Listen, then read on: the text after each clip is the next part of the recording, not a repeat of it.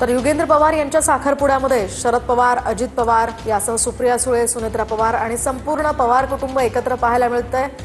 दरम्यान यावेळी युगेंद्र पवारांच्या साखरपुड्यानिमित्त या सगळ्यांमध्ये विविध विषयांवर चर्चा सुद्धा झाली आहे। तर सध्याची थेट दृश्य आपण त्या ठिकाणची पाहतोय।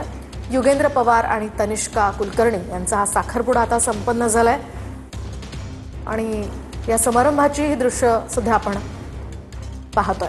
अधिकची माहिती घेऊयात आमचे प्रतिनिधी गिरीश गायकवाड यांच्याकडून। गिरीश, काय सांगाल? सध्या साखरपुडा संपन्न झाल्याचं कळतंय, काय अधिकचे अपडेट्स? नक्कीच आपण पाहतोय की मुंबईतील इंडिया बुल्स काय या ठिकाणी हा साखरपुडा पार पडलेला आहे आणि पवार कुटुंबियातील अनेक वर्षानंतर उपमुख्यमंत्री अजित पवार यांचे चिरंजीव जय पवार यांचा नुकताच साखरपुडा कशा पद्धतीने पार पडला ते सुद्धा सगळ्यांनी पाहिलं।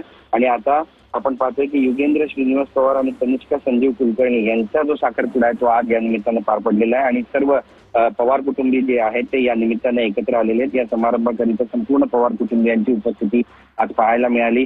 मग अजित पवार असू द्या किंवा त्यासोबतच इतर जे पवार कुटुंबियांमधील सदस्य ते सुद्धा या ठिकाणी पाहायला मिळाले आणि विशेष करून शरद पवार यांची देखील उपस्थिती या ठिकाणी होती।